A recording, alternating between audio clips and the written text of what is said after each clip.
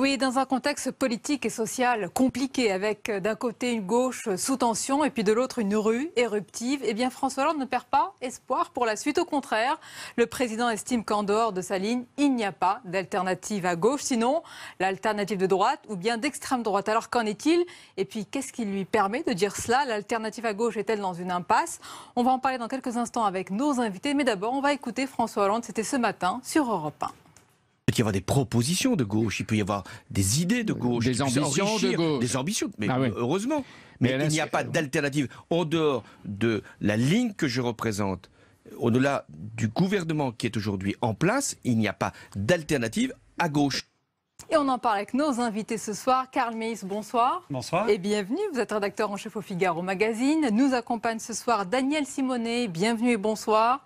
Coordinatrice et porte-parole du Parti de gauche. Avec nous, Michel Noblecourt. Bonsoir. Journaliste politique au Monde. Et Pierre Dumazeau. Bienvenue. Bonsoir. Et bonsoir à vous, journaliste politique à Valeurs Actuelles. Alors, madame, messieurs, Karl Meis, tout d'abord cette phrase sur l'absence, selon François Hollande, d'alternative à gauche. Est-ce qu'elle revient à dire vous n'avez pas le choix. Si ce n'est pas moi, c'est la droite ou l'extrême droite. Qu'est-ce qu'il agite là, le président? C'est le chaos libéral ou moi? Oui, on a bien vu. Hein, d'ailleurs, il a dit j'ai lu tous les programmes de la droite. Et en gros, c'est les affreux libéraux. Et si vous voulez protéger les acquis sociaux, c'est moi. Le problème, c'est que François Hollande, aujourd'hui, ne dit pas la même chose que ce qu'il disait le 22 janvier 2012. Vous vous souvenez, ce fameux discours du Bourget, où on a retenu une partie du discours, une fameuse phrase, mon ennemi c'est le monde de la finance. Mais il y a une autre phrase que j'ai retrouvée où il dit, il n'y a jamais, je dis bien jamais, une seule politique possible, quelle que soit la gravité de la situation. C'est curieux parce que là, ce matin, il dit bien qu'il n'y a qu'une ligne, et donc il n'y a pas d'alternative. On voit bien que c'est vraiment juste parce qu'il veut essayer de fermer un petit peu toutes les ouvertures à gauche. Danielle Simonet, vous allez vous évertuer ce soir, elle comprend à nous prouver qu'il y a une alternative à gauche. Mais est-ce que selon vous, justement, quel meilleur adversaire que la droite pour se refaire une santé à gauche? N'a-t-il pas raison, François Hollande, de mobiliser pour son camp la droite, contre la droite? Non mais écoutez, déjà, quand il ne cesse de répéter qu'il n'y a pas d'alternative, on se demande s'il est inspiré tout d'un coup par Mme Thatcher, there is not alternative. Et c'est vrai qu'il mène une politique de fait libérale. Donc la vraie question, c'est est-ce qu'il y a une alternative à ces politiques libérales qui sont soumises aux injonctions de l'Union européenne et du MEDEF? Eh bien moi je pense qu'il y a une alternative à cela, que Jean-Luc Mélenchon justement incarne une alternative à cette soumission de la France, que ce soit au monde de la finance, que ce soit à la Troïka européenne, que ce soit au MEDEF. Et sur plein de sujets, j'espère qu'on pourra les aborder ce soir. Il y a une alternative. Après, le mot gauche, le problème, c'est que M. Hollande l'a tellement dénaturé, parce qu'il était élu, normalement, pour faire une politique de gauche. Et il a fait, de fait, une politique de droite. Donc je préfère, moi, qu'on travaille sur le fond et qu'on voit, bien sûr, quelle est l'alternative. On va travailler sur l'alternative crédible, c'est ça le plus important. Pierre Dumazeau, quand on regarde le panorama à gauche, excepté Jean-Luc Mélenchon, on va en parler, mais on se rend compte qu'il y a un émiettement, qu'il y a un éparpillement des ambitions et pas réellement une personnalité qui arrive à fédérer. Alors on peut citer les frondeurs, et puis une partie un peu plus à gauche du PS. Absolument. Il y a aujourd'hui plusieurs chapelles qui se réclament du socialisme, du pur socialisme, entre guillemets, du socialisme à la Jaurès. Alors, les frondeurs, la semaine dernière, se seraient plus ou moins décidés pour dire que Montebourg serait éventuellement leur candidat, mais rien n'est décidé, même si Arnaud Montebourg a fait ce week-end encore un pas de plus. Mais c'est vrai qu'il y a beaucoup de chapelles entre les frondeurs, les valsistes, les réformistes, et véritablement, aujourd'hui, personne ne se dégage. C'est pour ça qu'il y a évidemment un angle à la gauche de François Hollande, entre l'extrême gauche et la gauche de François Hollande, mais c'est une opposition qui est encore un peu trop brouillonne. Et il faut que cette gauche parlementaire arrive à s'organiser, et pour l'instant, ce n'est manifestement pas le cas. Mais vous dites un pas de plus, Michel Noblecourt. Avant-hier, au Montbeuvray, Arnaud Montebourg, il a parlé de projets alternatifs sans dire qui l'incarnait. Et si on tient compte de Martine Aubry, elle critique en disant que c'est inacceptable le 49-3, mais ses troupes ne votent pas la motion de censure à gauche. Donc où est la cohérence à gauche ? Il n'y a pas beaucoup de cohérence à l'heure actuelle à gauche. En tout cas, il n'y a pas beaucoup de cohérence au Parti socialiste. Le Parti socialiste est dans une situation où il est de fait en train d'éclater. On voit bien qu'il y a deux gauches. Ça fait longtemps qu'il est en train d'éclater. Oui, mais là, je veux dire que ce qui s'est passé quand même sur le débat sur le 49.3, c'est quand même une étape supplémentaire. C'est-à-dire que là, des députés socialistes, au nombre de 24, ont envisagé de déposer une motion de censure de gauche contre le gouvernement issu de leur rang. Quand même, au départ, Manuel Valls, certains disent qu'il n'est pas vraiment socialiste, mais enfin, il est quand même, encarté, à ma connaissance, au Parti socialiste, et c'est un candidat donc, qui a été présenté comme Premier ministre, comme un socialiste. Donc il y a un éclatement de fait du Parti socialiste, et à la gauche de ce Parti socialiste, il y a effectivement un émiettement qui atteint peut-être tout à fait mortifère pour la gauche. Et ça renvoie au problème de la primaire de la gauche dont on a parlé, primaire qui n'aura jamais lieu. Tout le monde sait très bien qu'elle n'aura jamais lieu. Parce qu'une vraie primaire aurait dû normalement faire concourir tous les candidats de gauche, donc y compris François Hollande, si jamais il décide de se représenter. Et ça supposait aussi que le vainqueur rallie tous les suffrages. Et donc, derrière, sous son panache de candidats, tous les autres candidats s'effacent. Tout cela laisse le champ libre inimaginable. À Jean-Luc Mélenchon, qui ne passera pas par la primaire, qui sera peut-être l'un des seuls, en tous les cas, à représenter la gauche de la gauche. Alors, moi, je pense que Jean-Luc Mélenchon incarne une possibilité de fédérer le peuple. Et il incarne, c'est le slogan qu'il a choisi et qu'il propose, la France insoumise. Et c'est important, regardez dans le discours de François Hollande... Juste une question, pourquoi, compte tenu du contexte qui est quand même favorable à cette coagulation des mécontentements à gauche, pourquoi ça ne prend pas davantage? Il y a une vraie dynamique pour Jean-Luc Mélenchon dans les sondages, mais pourquoi? Il y a une vraie dynamique, vous ne vous rendez pas compte. Un an avant, on est déjà dans une situation où les courbes... Mais ça prend, regardez, les courbes de sondage sont déjà en train de s'inverser entre celles de François Hollande et celles de Jean-Luc Mélenchon. C'est-à-dire que il est maintenant avec toutes les personnalités politiques par rapport à François Hollande. Il est tout à fait plausible. Il est tout à fait plausible que M. Mélenchon puisse être présent au deuxième tour de l'élection présidentielle. C'est quelque chose qui peut être envisagé. Mais je voudrais juste ajouter une chose. Attendez, juste sur ce point, c'est intéressant d'avoir l'avis des éditorialistes pour reprendre la parole. Un an d'une élection présidentielle ne disent pas grand-chose. On n'a pas la photographie. On sait très bien que la photographie d'une élection présidentielle, elle se fiche dans les 2 mois, et parfois même moins, avant une élection présidentielle. Oui, mais les sondeurs qui se succèdent sur ce plateau nous disent qu'il y a une dynamique derrière Jean-Luc Mélenchon. Il n'y a jamais eu de dynamique électorale en ce qui concerne Jean-Luc Mélenchon dans les élections partielles qui ont eu lieu. Il n'a pas capitalisé sur le score qu'il a eu. Jean-Luc Mélenchon, c'était le Front de gauche avec ses errements, avec ses débats. N'a pas connu de dynamique électorale depuis 2012. Donc c'est pour ça que là, on est sur une dynamique politique qui a un autre sens.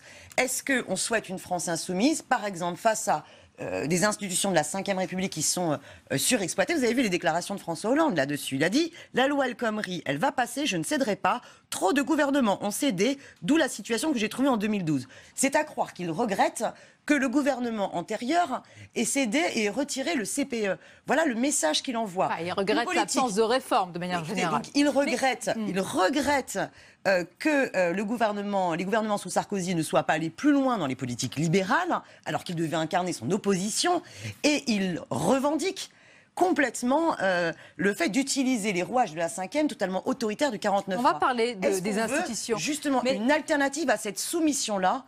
C'est la question que vous posez. Je repose ma question, Karl Meis. Pourquoi personne, malgré tout, n'arrive, ou beaucoup ont du mal vraiment à incarner cette colère sociale et même une forme d'insurrection, je reprends votre terme, dans certaines villes, alors que nous voyons des manifestations qui s'étirent, qui s'allongent? Pourquoi? C'est très curieux parce que, où est l'incarnation? pour rejoindre ce que disait Michel Noblecourt, le dernier scrutin qu'il y a eu, ce sont les régionales, où il y a eu des listes, Front de gauche, avec les Verts, face au Parti socialiste. Donc là, les électeurs avaient un choix, qui n'était pas évidemment le choix Jean-Luc Mélenchon, François Hollande, mais les partis qui les supportaient incarnaient ce choix. Or, les électeurs, là, se sont plutôt portés massivement sur le Parti socialiste. La question, est-ce que les électeurs votent à la même... Énorme. Voilà, exactement. Avec une abstention énorme. Et à la présidentielle, les électeurs ne voteront pas de la même façon. Moi, je pense que le danger pour François Hollande, au fond, il ne viendra pas forcément de Jean-Luc Mélenchon, même s'il sera peut-être assez haut dans les sondages, selon votre souhait, parce qu'au fond, ça, c'est la même configuration qu'en 2012. Le vrai danger, c'est si Arnaud Montebourg y va. On l'a dit, il a posé un petit caillou. Est-ce qu'à Frangy, en fin août, il posera là une candidature? C'est possible. Et à ce moment-là, est-ce qu'il veut y aller contre François Hollande? Le seul danger, ça sera là. Parce que là, ça émiette le vote socialiste. On oublie toujours la question des parrainages. Je veux dire qu'il faut 500 parrainages pour être candidat à l'élection présidentielle, ce qui est un problème pour Arnaud Montebourg, parce que je ne sais pas très bien où il va les trouver, ces parrainages. Il n'a pas beaucoup de troupes au Parti socialiste, et ça peut aussi être un problème pour Jean-Luc Mélenchon, surtout compte tenu de l'attitude du Parti communiste, qui, disons, ne manifeste pas un enthousiasme débordant à l'idée de soutenir Jean-Luc Mélenchon. Mais on a entendu certains au parti de Mme Simonet, justement, parler de manière assez positive, et souvent, d'Arnaud Montebourg. Est-ce qu'il faut y voir un signe de rapprochement, une volonté de chercher des points communs ? Alors, son discours de ce week-end a été quand même très confus. Hein. C'est pas une ligne politique extrêmement claire de dire la France qui va bien, la France qui va mal. Et chacun doit faire des efforts. Moi, je ne sais pas quand on ne va pas bien, quels efforts doivent faire les personnes qui sont en situation de chômage. Vous ne vous reconnaissez pas dans son projet alternatif, alors de précarité. Mais la vraie question, c'est aussi de se dire quelle est l'alternative qu'on souhaite construire ? Arrêtons de se jouer de mots sur la droite, la gauche, puisque ces termes-là, hélas, et c'est la coordinatrice du parti de gauche. Quelle est votre alternative, l'insurrection ? Alors non, mais quand je dis l'insoumission, la France insoumise, ça veut dire quoi ? Ça veut dire, est-ce qu'on est prêt à accepter de désobéir, par exemple, aux diktats de l'Union européenne qui ont, par exemple, imposé à la Grèce de se soumettre aux politiques d'austérité, ou est-ce que l'on veut résister et restaurer l'indépendance de la France ? Est-ce que l'on veut résister aux injonctions du MEDEF sur la question du productivisme et des questions écologiques, par exemple, c'est extrêmement important. Est-ce que les Français ont vraiment cette vision aussi, je vais dire pas binaire, mais en tous les cas aussi partagée ? Il y a le projet d'un côté de François Hollande et éventuellement un projet alternatif d'Arnaud Montebourg et un projet d'insoumission de Jean-Luc Mélenchon. C'est ça l'offre de gauche aujourd'hui ? Je ne sais pas si les Français ont cette vision, mais en tout cas, ce que disait Karl Meeus il y a quelques instants est très juste. Le vrai combat aujourd'hui, le vrai duel, il va être entre Jean-Luc Mélenchon et Arnaud Montebourg. Ils visent exactement le même électorat, exactement le même. Alors, je ne suis pas sûr que les Français fassent vraiment, la différence entre trois projets succincts. En tout cas, ils font la différence entre un candidat qui assume aujourd'hui d'être social-démocrate, de porter cette ligne, et un candidat qui va rassembler la gauche de la gauche, l'extrême gauche, même si ce mot est maintenant un peu galvaudé. Non, c'est pas le terme qui me. Oui, tout à fait. C'est bien pour ça que je vous dis que extrême gauche, c'est pas un terme que je pense que moi j'aime beaucoup. C'est bien pour cela. Attendez, Karl Meeus, moi j'ai une question parce que vous analysez l'éventuelle candidature d'Arnaud Montebourg comme un problème. Est-ce qu'elle ne pourrait pas contribuer finalement à résoudre la crise que traverse le PES, c'est-à-dire que les frondeurs irait avec Arnaud Montebourg et que François Hollande, même si ça lui enlèvera probablement des points, eh bien c'est ce qu'on appelle la social-démocratie, ce sera clair. Les frondeurs, le problème c'est qu'ils sont très divisés. On l'a vu avec la motion de censure. Il aurait été simple et au fond, il y avait les voix pour déposer la motion de censure en additionnant le Parti communiste et l'ensemble des frondeurs. Or, ils n'y sont pas tous allés, notamment, comme le rappelait Michel Noblecourt, les aubristes n'ont pas signer la possibilité de déposer une motion de censure. Il va y avoir une deuxième vague, une deuxième lame lors du retour du texte à l'Assemblée nationale. Est-ce que cette fois-ci, ceux qui hésitaient vont franchir le pas ?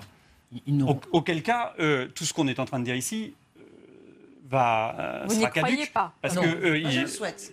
Voilà, vous le souhaitez. Mais est-ce que ça va arriver ? C'est peu probable. C'est peu probable. Pourquoi c'est peu probable, oui. Allez-y. C'est très peu probable parce que ne prendront jamais la responsabilité de faire renverser un gouvernement de gauche. Qu'il leur manque de parce voix. que si jamais ils réussissaient, ça veut dire que la droite aurait voté avec eux. Ce qui dirait qu'elle exclut à l'heure actuelle. Elle a indiqué qu'elle ne voterait pas une motion de censure dite de gauche. Mais donc, ce que je veux dire, c'est que ça va faire l'explosion du Parti socialiste. Concrètement, parce que des gens qui auront déposé une motion de censure. Une partie des frondeurs des frondeurs actuels qui ne le rejoindront jamais. Pourquoi ? Parce qu'il ne faut pas oublier qu'une partie de ces frondeurs lui reproche d'avoir fait alliance avec Manuel Valls pour le faire arriver à Matignon. Manuel Valls, Benoît Hamon, Arnaud Montebourg. Il ne faut pas oublier ça. C'est pas si vieux.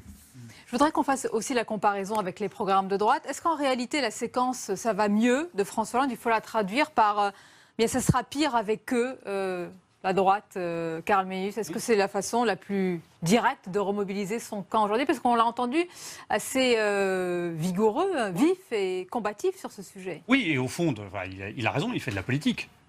quand on est tout seul, même une campagne, tout le monde vous tombe dessus. À partir du moment où il y a une relativité, c'est-à-dire qu'il y a un autre candidat et qu'il a un programme affirmé très libéral, ben, il peut dire, effectivement, moi, je suis en protection. Au fond, il nous refait une campagne qu'on a déjà vécue. C'est celle de 1988. François Mitterrand, génération Mitterrand, président de tous les Français, moi, je vais vous protéger de cette droite chiracienne qui va tout casser, notamment les fameux acquis sociaux. Et donc François Hollande est dans cette stratégie-là. La différence, c'est qu'il est en train de les casser. Alors ça, c'est votre point de vue, mais il n'est pas en cohabitation et il a une popularité qui est Daniel très, Simonet, très faible. c'est-à-dire que vous mettez sur le même plan la politique de François Hollande et les programmes qui sont présentés aujourd'hui par François Fillon, par Alain Juppé, par Bruno Le Maire. Oui, je mets même sur le même plan la politique de François Hollande et la politique antérieure de Nicolas Sarkozy. Il y a une certaine continuité. À part que le 49.3 n'avait pas été utilisé dans la mandature antérieure. Donc franchement, ça n'a pas son avantage. Il a quand même fait sa campagne, vous le disiez tout à l'heure, sur « Mon ennemi sera la finance ». Là, il nous a refait le coup. Attention, hein, face aux salaires monstrueux, trop hauts des patrons, si ça continue, je vais légiférer. Exactement comme Macron a menacé 2 années de suite qu'il allait, attention, légiférer si ça allait continuer. Bon, écoutez, c'est pas crédible. On a toujours un Carlos Tavares, patron de PSA Peugeot, un SMIC annuel par jour. Oui, Carlos Ghosn, patron de Renault, vous savez, 3 SMIC annuels par jour. Ça continuera même avec Jean-Luc Mélenchon, et le patron, sinon ils seront ailleurs. Non, parce que nous, on propose justement en alternative un encadrement, un salaire maximum, pas de salaire supérieur de 1 à 20, qu'il y ait un écart de salaire dans les entreprises. Et si le patron veut s'augmenter, il est obligé d'augmenter les bas salaires. Michel Donc ça, c'est une mesure concrète. Ce qui est déjà beaucoup, un écart de 1 à 20. Énorme, hein, n'est-ce pas ? Mais ce que je voulais dire simplement, c'est que l'habileté de François Hollande dans cette séquence, justement, c'est par rapport à la loi El Khomri.